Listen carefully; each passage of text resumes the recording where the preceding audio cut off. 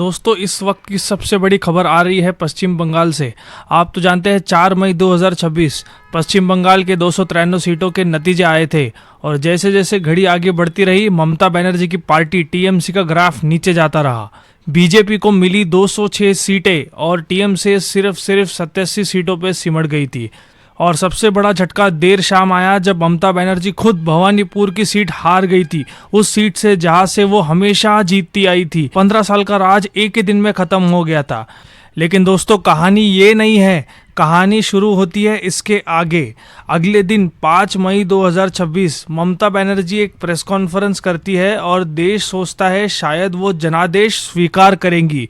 लेकिन उन्होंने क्या कहा? आमी इस्तीफा ना देबो, मैं इस्तीफा नहीं दूंगी, मैं हारी नहीं हूँ, हराई गई हूँ। यह जनता का फैसला नहीं है, यह एक साजिश है। चुनाव आयोग बीजेपी के साथ मिलकर काम कर रहा है, साजिश कर रहा है। इतिहास खुद दोहराया जाएगा। एक के बाद एक आरोप, बहाने और धमकियां, लेकिन एक काम नहीं आया। राजभवन जाकर इस्तीफा नहीं दूंगी ऐसा उन्होंने साफ कहा है। 35 मंत्रियों में से उनके 22 मंत्री हार चुके हैं। खुद अपनी सीट वो हार चुकी है और फिर भी मैं मुख्यमंत्री हूँ उसी का डंका बजाए जा रही है।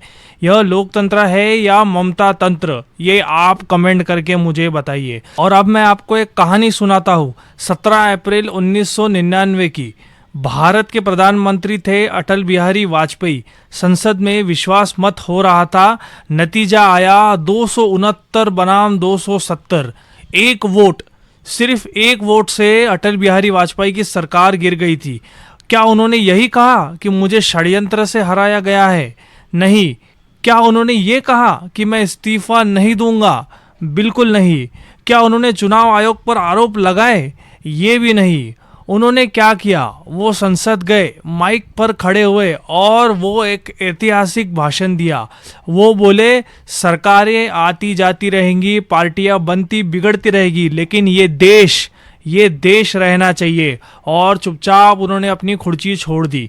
यह था एक वोट से हार का चरित्र।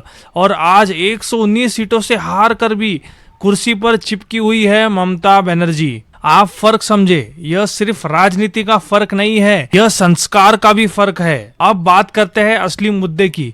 ममता बनर्जी कह रही है जनता का फैसला नहीं था, ये तो एक साजिश थी। लेकिन जरा आप सोचिए और आप कमेंट भी करिए कि 293 सीटों पर लाखों बूथ और करोड़ों वोटर, लाखों वीवीपैट मशीनें, केंद्रीय बल की निगरानी और इन सब के बीच में क्या साजिश होना संभव है? यह तर्क टिकता ही नहीं है। ये सीधे सीधे जनता का अपमान है। असली बात तो यह है जब नेता हारता है तो उसके पास दो रास्ते होते हैं। पहला रास्ता जनता का फैसला सिर पर रखो, विपक्ष में बैठो और अगले चुनाव की तैयारी करो। दूसरा रास्ता जनता को ही गलत बता दो, सिस्टम पर दोष डाल दो, कुर्सी से चिपके रहो। ममता बनर्जी ने दूसरा रास्ता चुना है और इसी रास्ते का मतलब सिर्फ एक है, उन्हें जनता से ज्यादा अपनी कुर्सी प्यारी है। यह लोकतंत्र का अपमान है, यह जनता का अपमान है। दोस्तों आगे बढ़ने से पहले एक छोटी सी रिक्वेस्ट, अगर आपने इस वीडियो को लाइक नहीं किया है तो प्लीज़ लाइक करके चैनल को सब्सक्राइब करें और ये वीडियो को अपने व्हाट्सएप पे और अपने दोस्तों के साथ ज़रूर शेयर करें ताकि लोगों को भी पता चले कि क्या षड्यंत्र हो रहा है और उन्हें ये भी पता चले कि अब आगे होगा क्या। अब सिर्फ 3 ऑप्शंस बचे हैं। पहला ऑप्शन, राज्यपाल के पास संवैधानिक अधिकार है, वो हारे हुए मुख्यमंत्री से इस्तीफा मांग सकते हैं।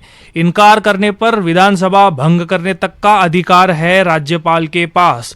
नंबर 2, अमित शाह बंगाल पहुंच रहे हैं। बीजेपी के विधायक दल के नेता चुने जाएगा 9 मई को, उसी दिन जिस दिन रविंद्रनाथ टैगोर की जयंती है।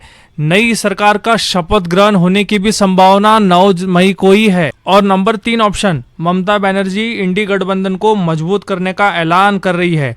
राहुल गांधी, सोनिया गांधी, अखिलेश यादव से वो बात कर रही है। मतलब हार को स्वीकार नहीं किया जा रहा है, लेकिन अगला मोर्चा खोलने की तैयारी बिल्कुल हो रही है। और ये सबसे ज्यादा खतरनाक बात है। दोस्तों लोकतंत्र की सबसे बड़ी ताकत यही है कि जनता ही सबसे बड़ी अदालत होती है। बंगाल की जनता ने फैसला सुना दिया है।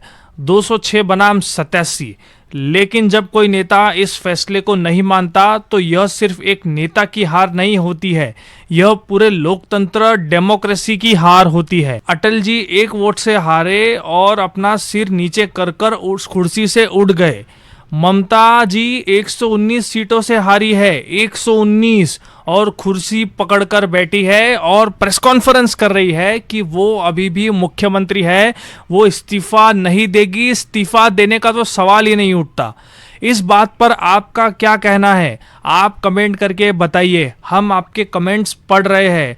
और हाँ, अगर ये वीडियो आपको अच्छा लगा हो तो शेयर ज़रूर करना, क्योंकि यह सवाल सिर्फ बंगाल का नहीं है, ये पूरे देश का है। मिलते हैं आपसे अगले अपडेट में, तब तक के लिए अपने और अपनों का ख्याल रखिएगा।